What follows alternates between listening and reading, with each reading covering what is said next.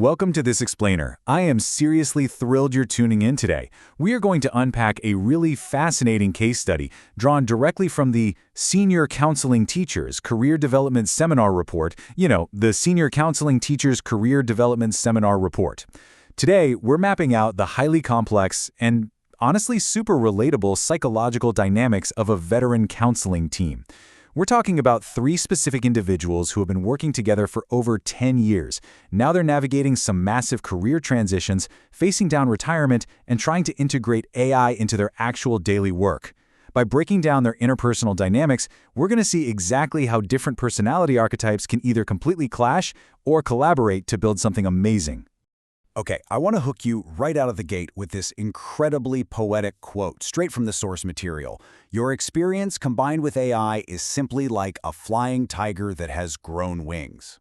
Now, this was said by one team member to another who was just stepping into the terrifying unknown of a brand new career phase, and it perfectly sets up the metaphor we're diving into today.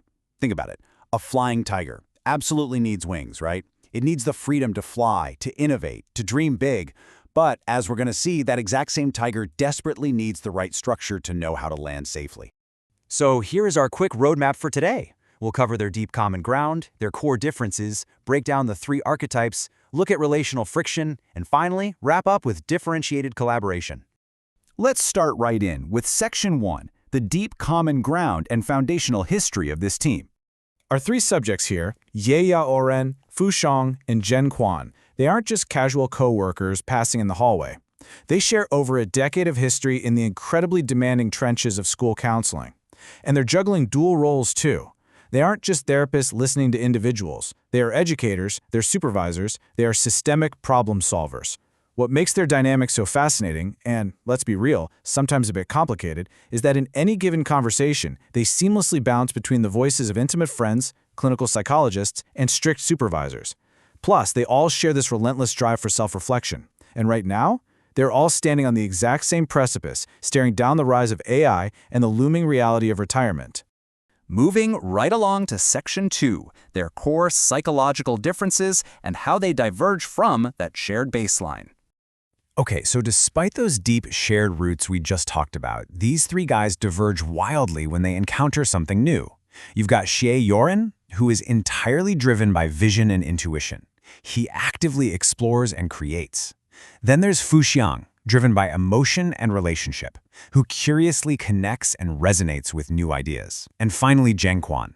He's driven by structure and thinking, which means he critically evaluates any new concept through an established framework. It's literally a dynamic where one creates, one connects, and one evaluates.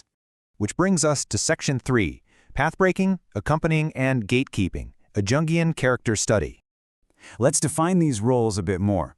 We start with our central subject, Xie Yaoren, as the pathbreaker. The pathbreaker is the one bringing totally unformed possibilities into reality. In the context of our case study, he's the guy driving the team toward new life phases. He's actively mourning the end of his traditional role, and he is aggressively hunting for creative innovation through new tools like AI. Next up, we have Fu Xiang, embodying the companion archetype. Operating primarily on his emotional function, the companion is there to support and validate the new direction. He's not the guy who immediately demands a concrete, actionable 5-year business plan. No. Instead, he provides this essential emotional resonance that ensures the pathbreaker doesn't feel isolated.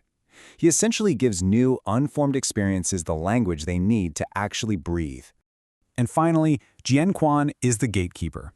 Now, we have to admit, this role is absolutely crucial for reality checking. The gatekeeper sees the limitations. He spots the risks, completely preventing the whole system from just driving off a cliff fueled by pure passion. But as you can probably guess, this is also a massive source of friction, especially when those strict professional supervisory frameworks are applied to a close friend's deeply personal life exploration. So let's look at how that feels in Section 4, the emotional experience and the internal tug-of-war. This perfectly captures that internal struggle. When the pathbreaker is interacting with Fu Xiang, he feels like the scene creator. He doesn't have to constantly prove his worth. This is the relationship that gives the flying tiger its wings, right? But interacting with Jen Quan, that evokes the feeling of being the evaluated proposer. Suddenly, he feels backed into a corner, forced to defend his life choices against this really rigid framework. It reminds him of being stifled by old institutional systems, It's a night and day difference in his emotional experience. This leads us right into our final section, optimal differentiated collaboration and respecting distinct functions. So the report argues something really important here. The problem isn't that these three men are different. The real friction happens when they fail to respect all three distinct functions.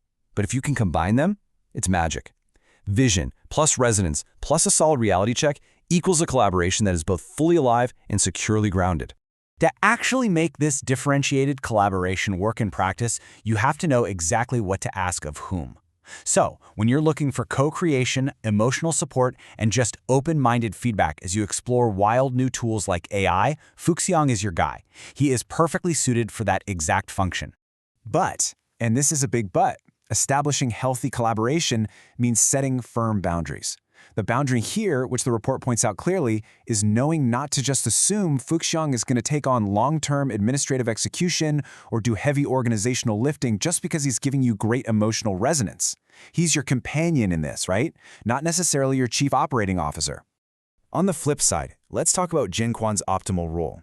When you actually need strict risk assessment, or you need to navigate tricky professional ethics, or you need a plan ruthlessly checked for blind spots, Jinquan's gatekeeping function is invaluable. Honestly, he provides the gravity you need to keep from floating away. But again, boundaries are everything. The boundary with Jinquan is accepting those reality checks and structural frameworks, absolutely, but doing it without letting those frameworks dictate the ultimate legitimacy of the life path you've chosen. You take his data, sure, but you keep your autonomy. You are still the pathbreaker. The source material ultimately concludes that you don't actually need to choose between these partners or even these different sides of yourself.